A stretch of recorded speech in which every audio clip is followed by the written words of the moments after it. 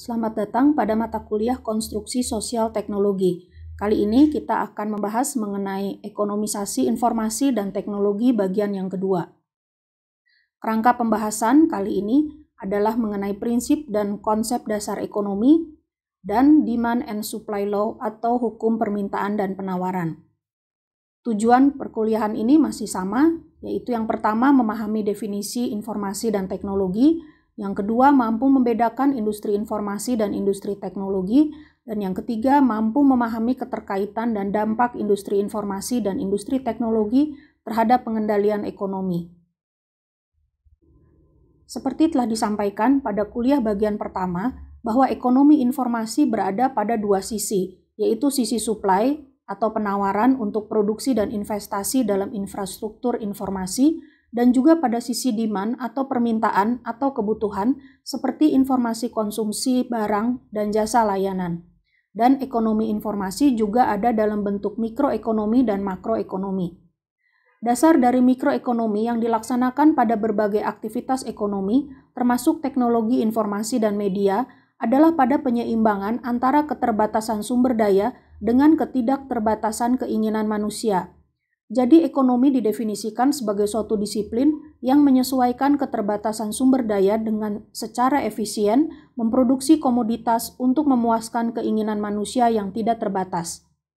Mikroekonomi memperhatikan masalah ekonomi dari sudut pandang individu yang meliputi rumah tangga dan konsumen, yaitu sisi demand atau permintaan, dan sudut pandang perusahaan atau produsen atau sisi supply atau penyedia kebutuhan. Sedangkan pada tingkat makroekonomi, seperti pertumbuhan jumlah pekerja, harga, dan lain-lain adalah dalam skala nasional atau internasional yang memandang pertimbangan ekonomi secara keseluruhan.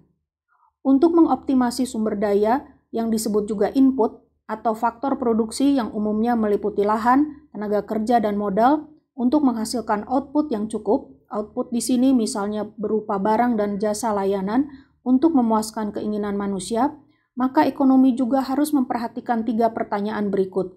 Yang pertama, barang dan layanan apa yang harus dihasilkan? Yang kedua, bagaimana cara menghasilkan barang dan layanan tersebut? Dalam hal ini misalnya adalah apa metode atau fungsi produksi yang harus digunakan. Dan yang ketiga, untuk siapa barang dan layanan itu dihasilkan. Ini meliputi kemana barang dan layanan itu harus didistribusikan. Dua hukum utama dalam mikroekonomi adalah hukum permintaan dan penawaran atau demand and supply law. Konsumen memutuskan apa yang akan dikonsumsi berdasarkan sejumlah hal, misalnya harga suatu komoditas, harga komoditas lainnya, pendapatan, selera, tempat hidup, ukuran dan struktur populasi, dan bahkan kebijakan pemerintah. Law of demand atau hukum permintaan adalah bila semua faktor sama, makin tinggi harga suatu barang, akan makin rendah jumlah yang diminta. Sedangkan law of supply atau hukum penawaran adalah makin tinggi harga suatu barang, makin banyak jumlah barang yang ditawarkan. Pada slide ini dapat dilihat perbedaan grafik law of demand dan grafik law of supply. Dalam law of demand atau hukum permintaan, antara harga dan permintaan berbanding terbalik. Pada grafik tampak bahwa semakin rendah harga suatu barang, maka jumlah permintaannya akan semakin banyak, dan sebaliknya. Sedangkan pada grafik law of supply, tampak bahwa semakin tinggi harga suatu barang, maka jumlah barang yang ditawarkan akan semakin banyak. Ini adalah cara menentukan persamaan fungsi untuk demand, di mana Q adalah jumlah unit permintaan, P adalah harga per unit, A adalah konstanta yang harus bernilai positif, dan B adalah gradien yang harus bernilai negatif. Silahkan kalian kerjakan soal berikut dalam kelompok untuk mendapatkan persamaan fungsi demand dan buatlah grafiknya.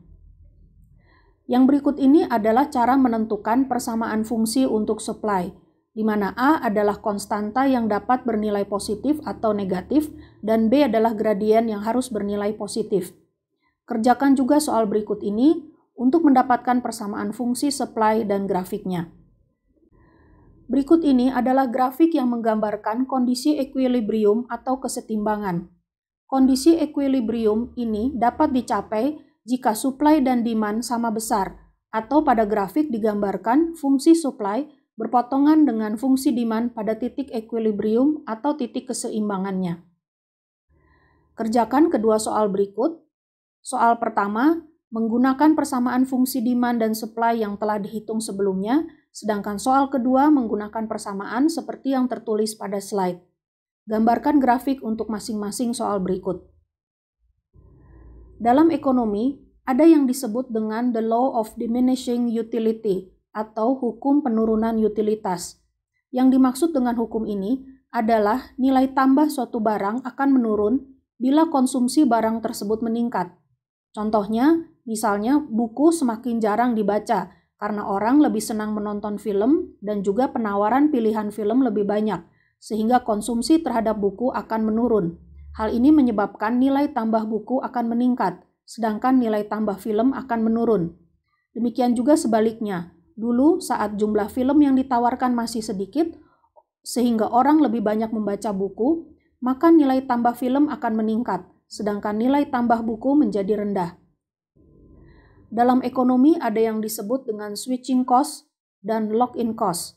Switching cost adalah biaya yang dikeluarkan oleh konsumen karena berpindah produk, merek, supplier, atau jasa layanan ke yang lain. Biaya ini tidak akan dikeluarkan jika konsumen setia menggunakan produk atau jasa yang dipakai saat ini. Biaya ini bisa dalam bentuk uang, psikologis, usaha, atau waktu. Bila biaya yang dikeluarkan untuk berpindah dari suatu produk ke produk lainnya itu adalah sifatnya substansial atau suatu keharusan, maka konsumen akan menghadapi yang disebut lock-in cost. Lock-in cost adalah biaya yang belum dikeluarkan saat ini, tapi merupakan biaya yang harus dikeluarkan di masa depan berdasarkan keputusan yang sudah dibuat saat ini. Switching cost dan lock-in cost umum terjadi dalam sistem informasi dan mengelola cost ini sangat tricky, baik untuk konsumen maupun produsen. Sebelum kita akhiri, berikut ini adalah beberapa hal yang perlu diketahui mengenai ekonomisasi informasi dan teknologi. Yang pertama, harga suatu informasi ditentukan dari nilainya, bukan dari biaya yang dikeluarkan untuk memproduksinya. Kemudian, kompetisi di antara produsen komoditas informasi akan mendorong harga menjadi nol, artinya harga menjadi turun bila kompetisi sangat tinggi. Informasi akan semakin bernilai bila mempunyai kebaruan, artinya makin baru informasi tersebut dan semakin cepat informasi diperoleh oleh konsumen, maka nilainya akan semakin tinggi. Yang keempat adalah melakukan analisis dan memahami seberapa besar investasi yang dilakukan dalam memproduksi dan menjual informasi. Dan bila ingin berkompetisi di pasar komoditas, sebaiknya dilakukan secara agresif tetapi tidak serakah. Kemudian, selain investasi dalam bentuk uang, juga melakukan investasi dalam mengumpulkan dan menganalisis data pasar produk kita melalui focus group, analisis statistik, promosi, dan teknik pemasaran lainnya adalah baik. Setelah itu, kemudian dilakukan personalisasi produk dan harga dengan menggunakan informasi yang diperoleh dari konsumen tadi. Dengan melakukan personalisasi produk dan harga, maka produk kita tersebut tidak akan ditemukan di penjual yang lain, dan pembeli merasa produk tersebut sangat sesuai dengan personalisasi dirinya, sehingga akan membeli dengan harga berapapun yang ditawarkan. Demikian kuliah ekonomisasi informasi dan teknologi bagian yang kedua. Terima kasih.